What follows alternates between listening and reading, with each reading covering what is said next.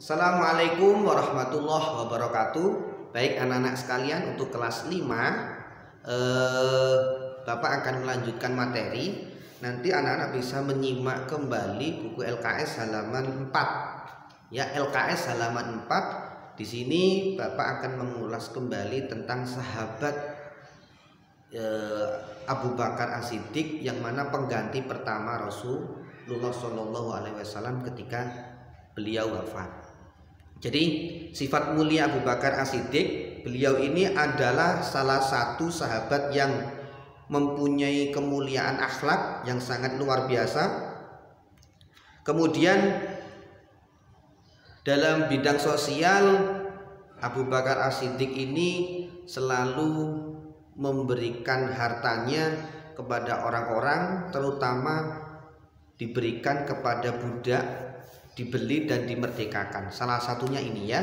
Kemudian sehingga Abu Bakar ini mempunyai sebutan atau mendapat julukan dari Nabi Muhammad SAW sebagai sahabat dengan julukan Atik.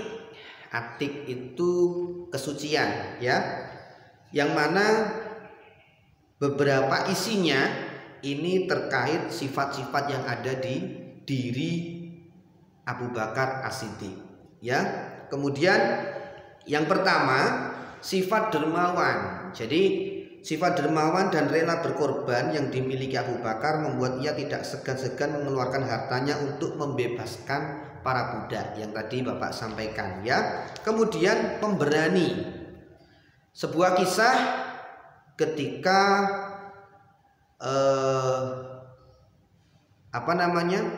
seorang kafir Quraisy, yang mana tatkala Rasulullah ini mau istirahat, kemudian sahabat Ali berkata, siapa yang berkenan untuk menjaga wilayah di sekeliling tempat peristirahatan Nabi Muhammad. Ternyata yang mengancungkan adalah sahabat Abu Bakar, karena orang yang benar-benar pemberani ini adalah sahabat Abu Bakar.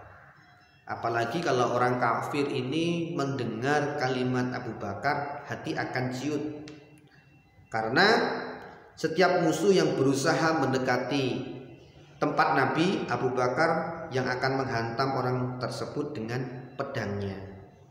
Jadi Abu Bakar salah satu dari sahabat yang sangat pemberani. Kemudian sederhana. Sederhananya bagaimana? Meskipun ada seorang anak yang memanggil Abu Bakar dengan orang tukang pemeras susu, tapi Abu Bakar tidak marah, bahkan dijawab dengan tersenyum. Tetapi sebenarnya ibunya tahu bahwa itu adalah sahabat Abu Bakar. Kemudian teguh pendirian. Sebagai seorang pemimpin, Abu Bakar selalu teguh pendirian dan bermental baja. Walaupun Abu Bakar hanya 2 tahun menjabat, jadi 2 tahun ya, sebagai khalifah, beliau mampu menyelesaikan dan meredam berbagai kekacauan yang terjadi sepeninggalan Rasulullah. Bahkan Khalifah Abu Bakar mampu memperluas wilayah kekuasaan Islam keluar Jazirah Arab. Jadi begini, ketika Nabi Muhammad ini wafat, ini Islam tidak langsung aman, tidak.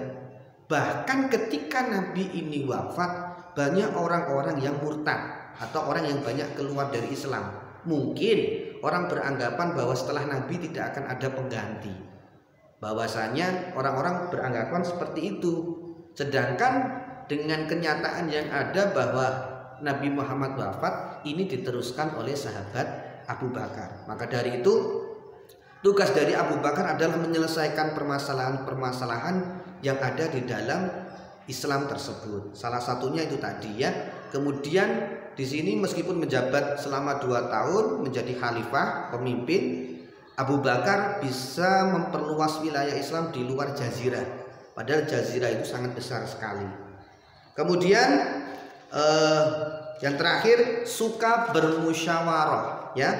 Selama menjabat sebagai khalifah, Abu Bakar selalu meneladani perilaku Nabi. Jadi sesuatu contoh-contoh yang diajarkan Nabi, Abu Bakar menirukannya. Prinsip musyawarah dalam mengambil suatu keputusan seperti yang dijalankan Rasulullah selalu dipraktekkan. Jadi makanya anak-anak sekalian, untuk kelas 3 mungkin ketika nanti naik ke kelas 4, 5, dan 6, ketika nanti insya Allah sekolah sudah masuk, kita berusaha meniru, mempraktekkan apa yang pernah diajarkan Nabi, termasuk diajarkan sahabat Abu Bakar, bahwa musyawarah ini penting.